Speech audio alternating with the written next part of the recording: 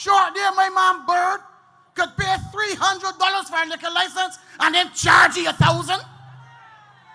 They did not say that they found poverty at reasonable, manageable levels, and we were still working to get it down further, and they had pushed it up to nearly 30%.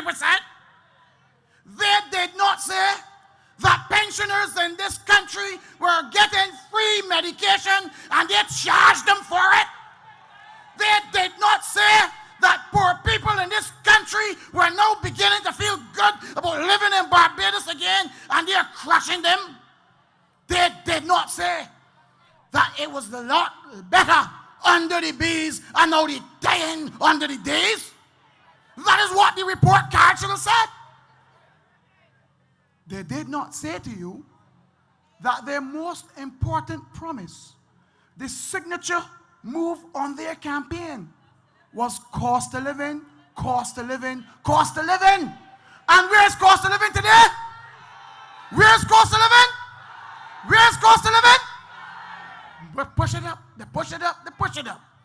But you see, we were caught napping, just like Frandel. We were caught napping because the people actually believe that when they said cost of living, cost of living, cost of living, we thought they meant they could carry it down, down, down. But they carried it. And we are going to kick them. And that's what they deserve. That's what you get with a poor report card. Put you in detention or put you to stand down. And we will make sure they stand down. This is a bad government led by a bad leader with bad people bad for this country. That is why we have been relegated to junk by Standard & Poor's and junk by Moody's, and it was because of a junk government. But there's hope. There's hope in the reservoir of talent that reside in this Barbados Civil Party. There's hope in reside in the reservoir of talent that exists here. And that hope is not just in Owen Arthur. That hope is not Maria Egan alone. That hope is in Gregory Nicholls, the next representative for the constituency of St. Michael Northwest. Gregory Nicholls. Gregory Nicholls, come. People, who would I want for St. Michael Northwest? Gregory! All right, I hear you. Brandon, people suffering. Any farm, high cost of living. Dublin, one representing. Blackrock, people in working. All through St. Michael Northwest. The people protest, the place in a mess. Not unrest, they deserve the best. Who's the best? Gregory.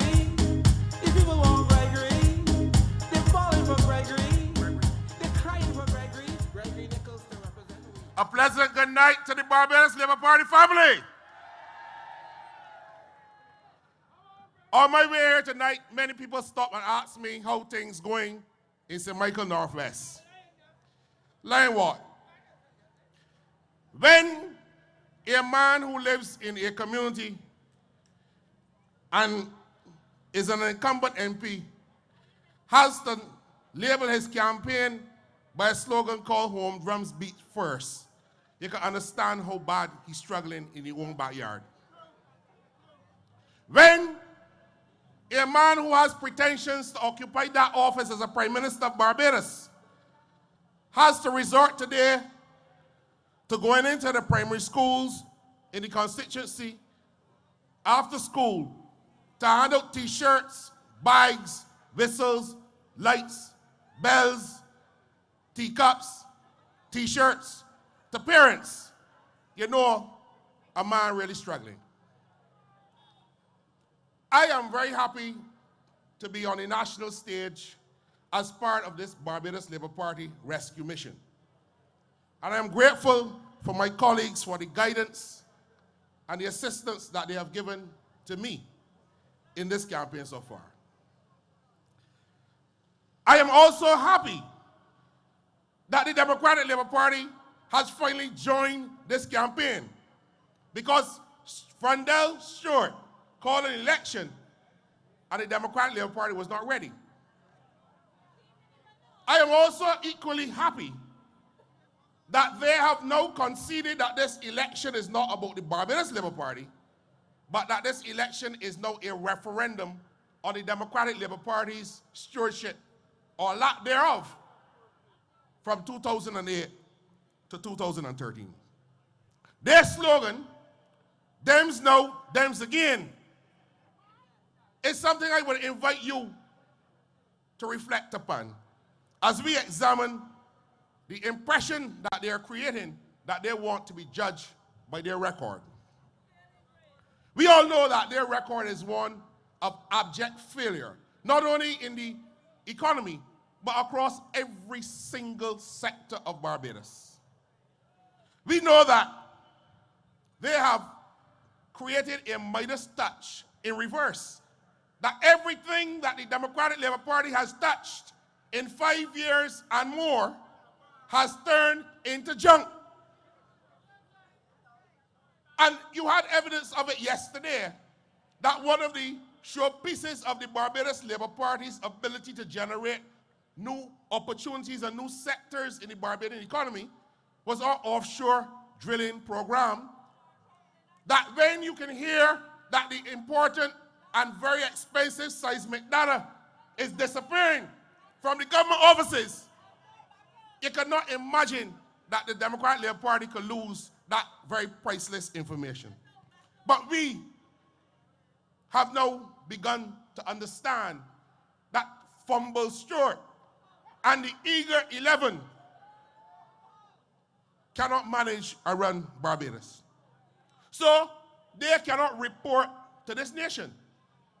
And if you watch streaming online, because I know none of one of them went at Rice's, their reports are really abuse fests, where they're cursing every candidate in the Barbados Labour Party. Every event that the Democratic Labour Party has stage managed to show them in a positive light, when you really move away all the lights or all the smoke and mirrors, you see a desperate party. Do you know that last week when 16 people were given keys to units, that not one single occupant has a key in their possession tonight?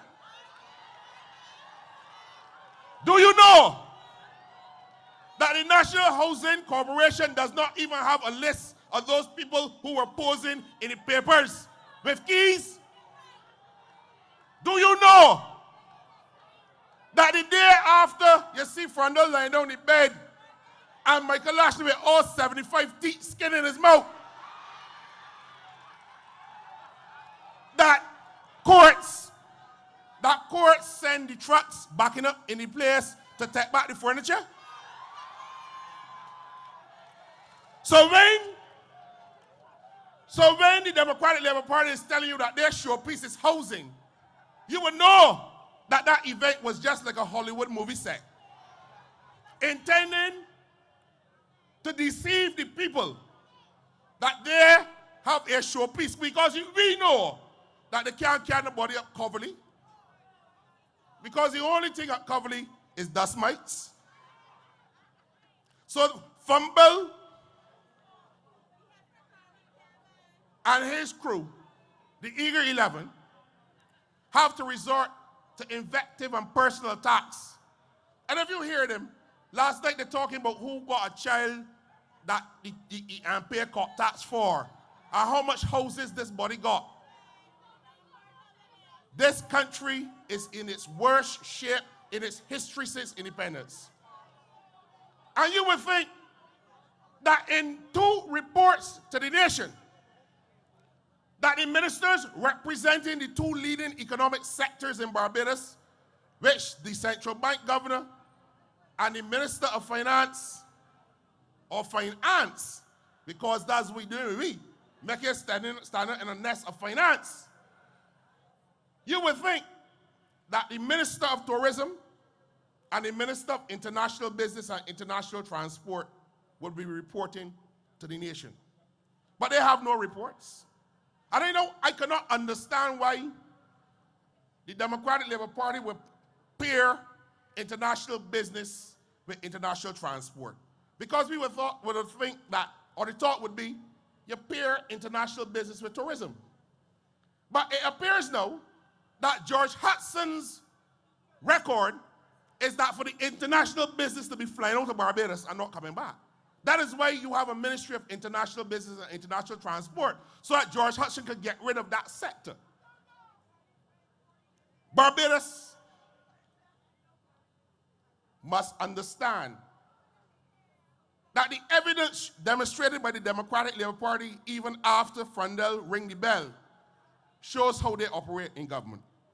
They could not properly plan for an election, just like how they could not properly plan for the international recession in 2008 when they took office. We did not come to last election to promise blandishments. We spoke seriously about the state of the international economy and Barbados' place in it. All of our major international trading partners were going into recession. But Bajans voted in Sweet Cake Thompson and the Democratic Labour Party. And we are not vexed about that, because you can say tonight that this Barbados Labour Party has been preparing itself for coming back to government over the last 5 years. And we have used those 5 years to plan wisely. We have used those 5 years to look at how we can make this economy grow and give people an opportunity to go back to work and put money back in people's pockets. You must ask Fumble and the Eager 11 if what they have done in 5 years is the Dems now, whether we can take 5 years of the Dems again. Their slogan, Dems now, Dems again. But you should be asking them, Dems no, Dems again? The question is whether Bajans could take 5 more years of Fumble. And we all know that you have to judge them by their record. When we go back to the 2008 manifesto, Pathways to Progress, we see promises about cost of living. We see promises about removing VAT off of utility bills. We see a promise to add a new accident and emergency wing at the QEH hospital. 24-hour polyclinics, preschool, nursery centers across the industrial parks in Barbados. The subsidization of the amenities fees at UE. They even talk in their manifesto about a ferry system at Oistins and Holtown and Spikestown coming into Bridgetown. Interest-free loans, duty-free cars. Worse yet, they spoke about integrity legislation and the publication of all contracts and agreements signed by the government. I don't want to spend some time on the last two. For those of you who read stories to your children and grandchildren like I do, there is a story that my daughters have in their storybook about a king who wanted somebody to guard the treasure. And he wanted a trustworthy guard. And what he did is he lined the pathways to the treasury with bags of gold and sending the men. And everybody went in and packed the pockets full of gold so they couldn't dance when the music started because the money would jingle. The reason why there's no integrity legislation in Barbados tonight is because Dennis Law could not dance when the music plays because all the coins will come out of the pocket. And I say to you, if you were to read the cabinet paper that Dennis Law said did not exist in relation to the metal dump, you would jump. And you and I know Kerry led this charge. And we filed a case in court. 5 times we went to court. Not a single word in defense by the government of Barbados on that sordid mess in Bagatelle. Law came and told the people it's a lie. But every single government department said you cannot do what you are intended to do at Bagatelle. I want to hear about the contract for the Rihanna concert. Because if they said in their manifesto that they can publish all contracts and agreements by the government. I want to hear about the contract for the Rihanna concert. All of a sudden, there is a confidentiality agreement. And not a single report about how much money was collected by the four big boys and the BTA holding the bag in the red. Well, we love Riri. Wanna love Riri? Y'all enjoy the show? But I want Richard Seeley to report to the nation how much money was collected in ticket sales and where did it go? And when I was nominated as a candidate in 2011, I asked at that meeting if there is any person connected with CLICO who had a contract in relation to any management of any part of that Rihanna concert. Because it seems that the fatted calf in Barbados is continued to be killed so that certain people could benefit from them even in the face of the demise of CLICO. And these are the reports that the Democratic Labour Party must give to the people of this country. Because if that is the Dems no, can we take the Dems again?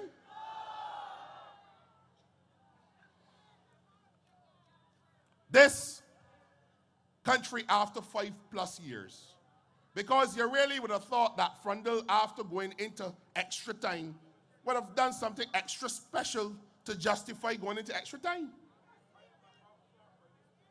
But the Democratic Labour Party is like a football team that got into extra time and put the strikers on the bench because nothing happened in the extra time that Frundle took up. They went into government and took their eyes off the Barbados economy. They knew that they did not have any backing in the economic department. They got Jetta Ince, a parliamentary secretary in the Ministry of Finance, that ran from CLICO. And when you see Jetta Ince being announced as a candidate, he worked all sorts of places. But he don't mention that he was an investment manager at CLICO. They say he worked on Wall Street. But when you go to New York, you go on Wall Street, you see people selling hot dogs. You see people selling fake watches. You see people selling burgers. But he worked on Wall Street.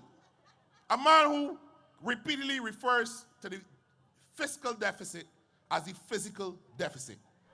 But he knows is the lead man doing the legwork in the Ministry of Finance.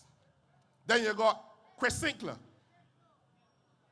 a man who, when he is reading a budget, cannot call the numbers if they're written down with enough zeros behind them.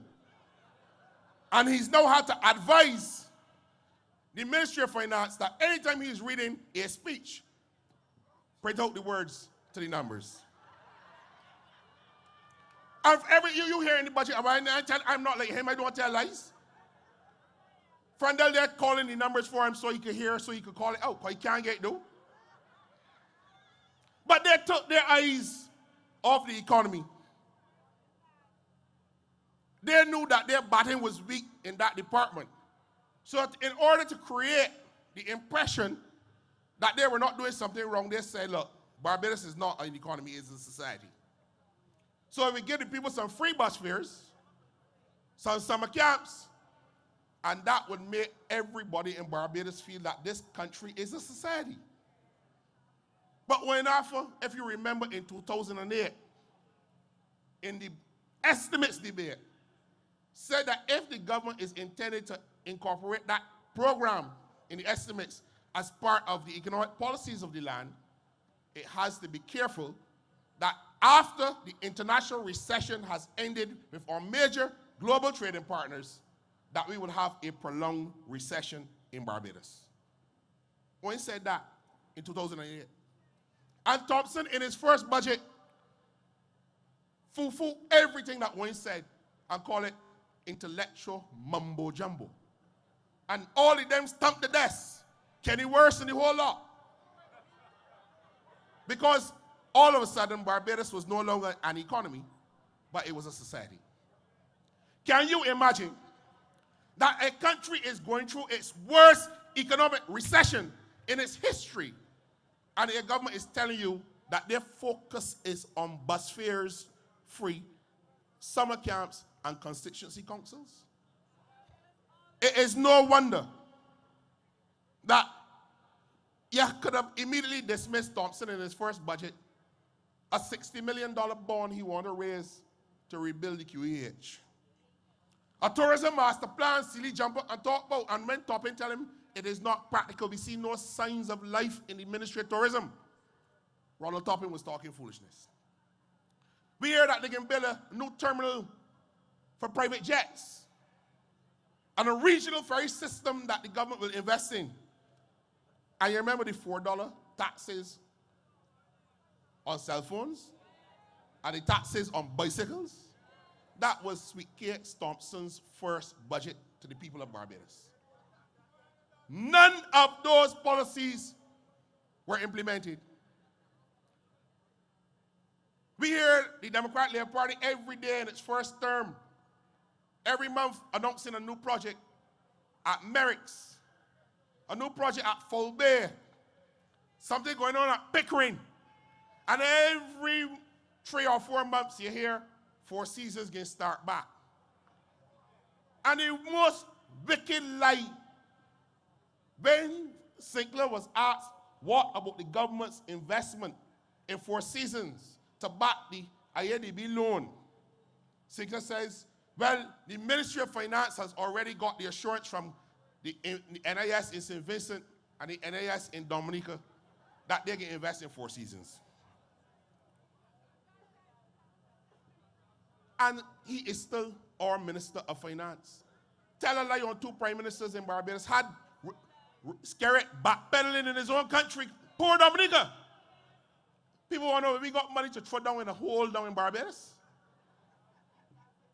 The facts ain't even received in Dominica yet, and Sinclair, well, you know that is a big lie.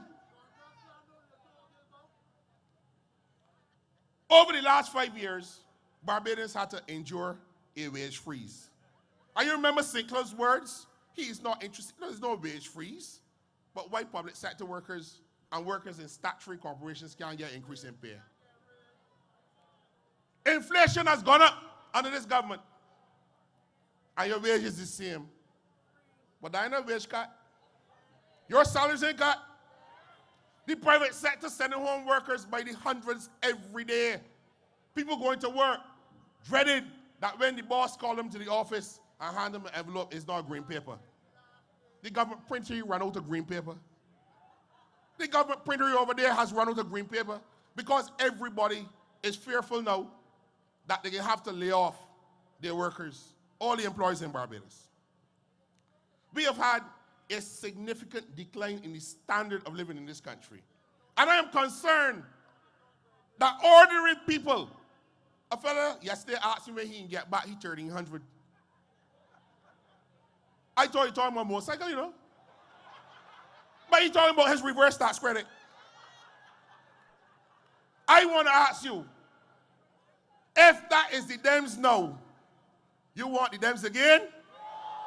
I am therefore calling you to march out in your numbers on the 21st of February and support every candidate at the Barbados Labour Party with a new and renewed vigor, that we will get Fumble and the Eager 11 from both the players and restore jobs, put money back in people's pockets, and give Barbados a chance to grow so that we can become a prosperous society and become a fair and balanced society. The society that was under the Barbados Labour Party. Good night, ladies and gentlemen. God bless you all. People, who would I want for St. Michael Northwest? Gregory! All right, I hear you. Brandon, people suffering. Any farm, high cost of living. Dublin, one representing. Blackrock, people in working. All through St. Michael Northwest. The people protest. The place in a mess. Not unrest. They deserve the best. Who's the best? Gregory. The people want Gregory. They're falling for Gregory. Gregory Nicholls, Gregory Nicholls,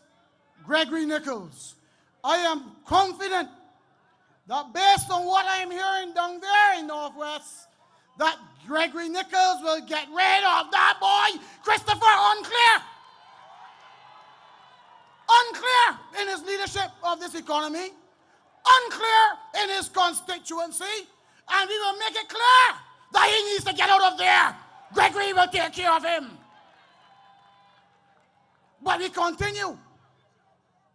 They said they will remove VAT on utility bills. Was that done? They ain't tell you that in the report card. They said they will give public servants interest-free mortgages. Was that done? They didn't say that in the report card. They said